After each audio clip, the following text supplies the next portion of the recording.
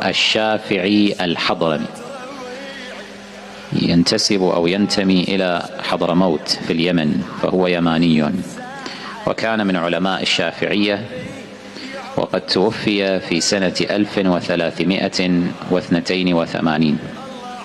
هذا العالم البكري له كتاب، اسم كتابه القول الفصل فيما لبني هاشم وقريش والعرب من الفضل. في هذا الكتاب، وتحديدا في المجلد الثاني الصفحة 378، يقول: وقد كان ملوك النواصب يضربون بالسياط من لا يلعن علي عليه السلام ولم يبرأ منه، وكثيرا ما قتلوهم، فكيف بمن تجرأ فروى فضائله وفضائل آله؟